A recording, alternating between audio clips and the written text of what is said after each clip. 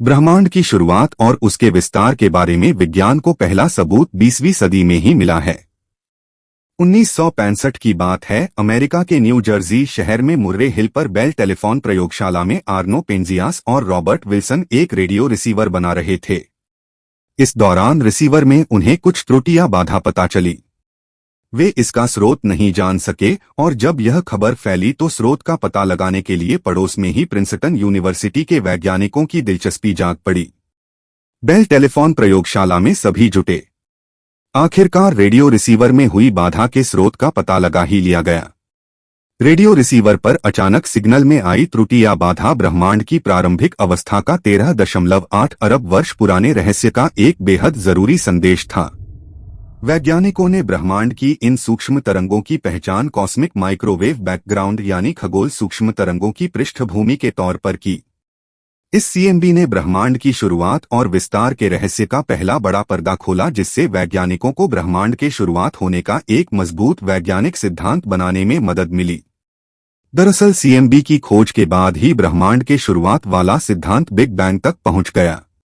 यह सीएमबी ब्रह्मांड की प्रारंभिक अवस्था में पैदा हुए काफी गर्म विकिरणों का अवशेष ही है। सीएमबी का पता लगाने वाली असाधारण खोज के लिए 1978 में पेंजियास और विल्सन को भौतिकी के नोबेल सम्मान से नवाजा गया है।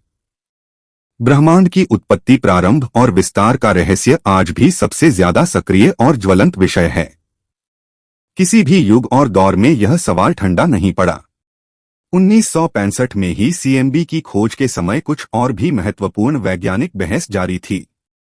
दरअसल वैज्ञानिकों के बीच ब्रह्मांड की शुरुआत के सिद्धांत को लेकर मतभेद बना हुआ था।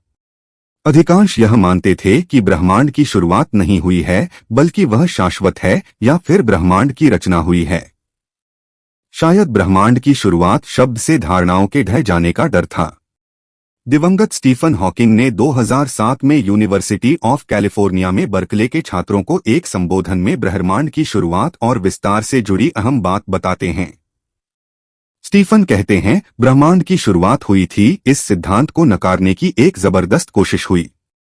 सुझाव दिया गया कि ब्रह्मांड का एक पिछला संकुचन काल भी था, लेकिन लगातार घूर्णन और कुछ दूसरी असमानताओं के कारण सारा पदार्थ एक ही जगह नहीं गिरा होगा, बल्कि पदार्थ के अलग अलग हिस्से हो गए होंगे और इसलिए शेष सीमित घनत्व के साथ ब्रह्मांड का विस्तार एक बार फिर होगा।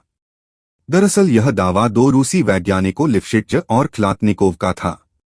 उनका कहना था कि उन्होंने साबित कर दिया है कि असमानताओं के साथ होने वाला असंतुलित संकुचन घनत्व को अपरिवर्तित रखते हुए हमेशा एक उछाल बाउंस थ्योरी की ओर ले जाएगा। ये नतीजे मार्क्सवादी लेनिनवादी तार्किक भौतिकवाद के लिए काफी सुविधाजनक थे, क्योंकि इसके सहारे ब्रह्मांड की उत्पत्ति के बारे में असुविधा पहुंचाने वाले सवाल टाले जा सकते थे।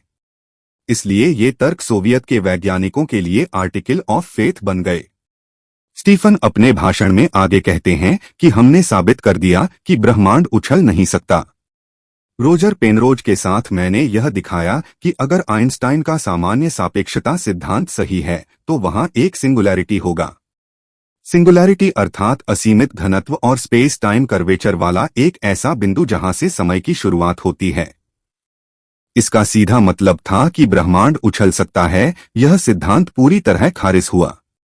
अक्टूबर 1965 में ही गणितज्ञ रोजर पेनरोज और स्टीफन हॉकिंग के सिंगुलैरिटी वाले विचार को सबूत का भी बल मिल गया। दरअसल यह पेंजियास और विल्सन की खोज सीएमबी ही थी, जिसमें बताया गया था कि यह समूचे स्पेस में धुंधली और निस्तेज सूक्ष्मतरंगे हैं। सीएमबी यानी ब्रह्मांडीय सूक्ष्मतरंग पृष्ठभूमि को आप धरती पर भी देख सकते हैं। घरेलू उपयोग में आने वाले माइक्रोवेव ओवन में सूक्ष्मतरंगे होती हैं, जो स्पेस की सीएमबी से बेहद ताकतवर हैं। वहां के माइक्रोवेव में पिज्जा गर्म होने के बजाय जम जाएगा, क्योंकि 13.8 अरब वर्ष बाद उसका तापमान -271.3 डिग्री सेंटीग्रेड है। खैर, ब्रह्मांड के सूक्ष्मतरंग पृष्ठभूमि का दर्शन आप अपने टेलीविजन पर कर सकते हैं। अपने टेलीविजन से सेटअप बॉक्स या एंटीना का तार निकाल दें। फिर टीवी स्क्रीन पर किसी भी चैनल में असंख्य झिलमिलाते हुए सफेद काले बिंदु दिखेंगे। यह सीएमबी के कारण ही दिखाई देते हैं। ब्रह्मांड के प्रारंभ में बेहद गर्म और सघन दशा में जो विकिरणें निकली वही आज अवशेष के तौर पर सीएमबी हैं।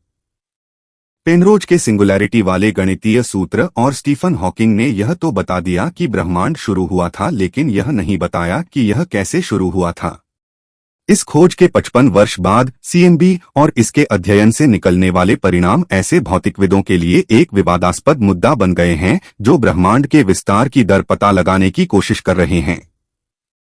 अप्रैल 2019 में संयुक्त राज्य में जॉन्स हॉपकिंस विश्वविद्यालय में एडम रीस और उनके सहयोगियों ने चौंकाने वाले नतीजे के साथ बताया कि यूनिवर्स पहले से ज्ञात की तुलना में बहुत तेजी से विस्तार कर रहा है। वैज्ञानिक दो अलग अलग तरीकों से ब्रह्मांड के विस्तार की दर या हबल कांस्टेंट को मापते हैं।